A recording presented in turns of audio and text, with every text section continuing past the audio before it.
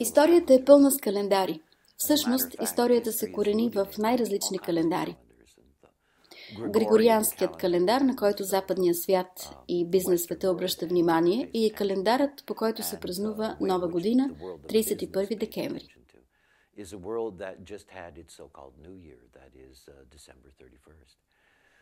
В един дълъг процес, според познанието, което ми е дадено, се опитвам да накарам колкото е възможно повече хора да разберат, че тази Нова година и слънчевият цикъл не съвпадат.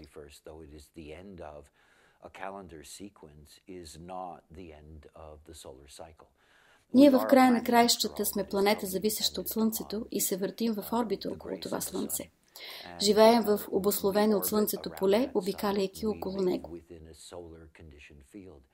Когато погледнете рейф мандалата, ще видите как Слънцето оперира в съгласие с рейф мандалата. Една от загадките и красотите на рейф мандалата е интеграцията й с Идзин и дълбоката връзка на Идзин с така наречената от нас генетика. И главно, като погледнем в мандалата и портал 41, Слънцето ще бъде в портал 41 на 22 януари и тогава е началото на рейф Нова година. Този изключителен и единствен по рода си портал 41 във връзката си с генетиката е приемане и отбелязване на начало. И за да го разберете, ако се замислите за генетиката, написана като азбука, всяка начална буква на всяко генетично изречение всъщност започва с портал 41. Той е началото на всичко. Когато погледнете портал 41 на графиката на тялото, виждате същността на целта, която е присъща на този портал. Каналът 4130 или канал на приемането и утвърждаването, който води към канал 3536, каналът на преходността, и заедно те образуват поток, наречен човешки начин на преживяване и трупане на опит. Всеки януари Слънцето навлиза в 41 портал и поставя началото на нов цикъл за преживяване и опит, наречен човешки на тази основа. За доста дълго време поп-културата ни води към новогодишни илюзии за разрешаване на проблемите и поставяне на нови начала, по начин по който всичко това се отразява на психиката и душевността на хората. Това, което възнамерявам да ви покажа сега и което ще продължа следващата седмица, е да ви изясня етапите, които довеждат до това събитие Нова година и начинът, по който се завършва този цикъл от друга страна. Той започва с положението на Слънцето в 38-ми портал, порталът на противопоставянето. Когато Слънцето е в 38-ми портал, е времето на календарната Нова година. Тогава опозицията на 38-ми портал е 39-ти портал, този на провокации и препятствия. Това е дълбоко провокативна, емоционална и чувствителна енергия, която може да създава дилеми и ситуации на душевен смут и не е енергия, която е в етап на края си. Преди 41-ви портал е 60-ти портал, наречен ограничения. Това е крайната точка, завършека на цикъла всяка година, мястото, където старото посреща новото. Не 38-ми портал е когато посрещаме календарната Нова година. Има повече напрежение в противопоставянето на порталите 38 и 39, което е част от десния инкарнационен ъгъл на напрежението.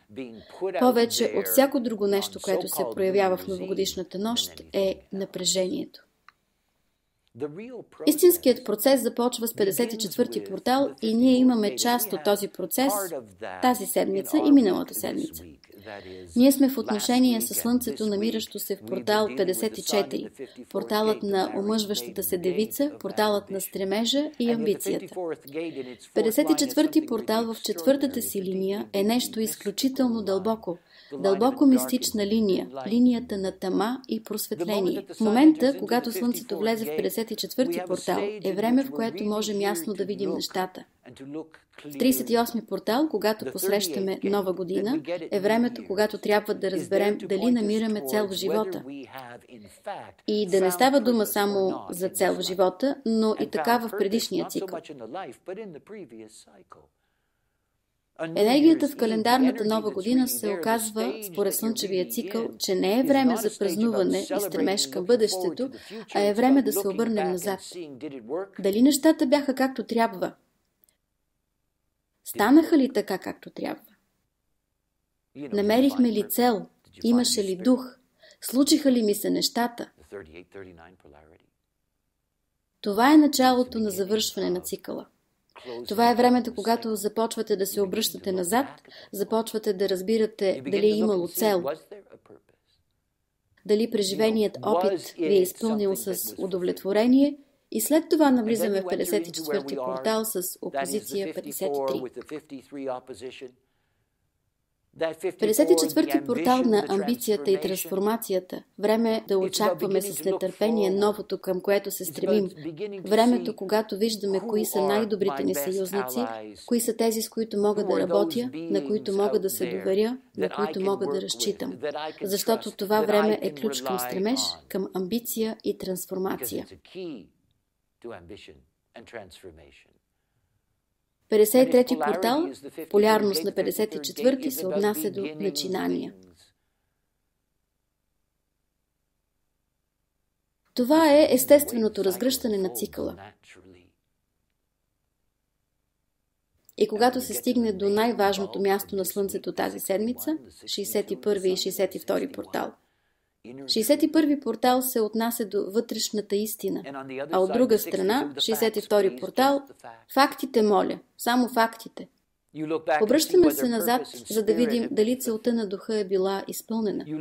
Обръщаме се да видим силите около нас, които са ни подкрепили, и тези, които не са ни подкрепили.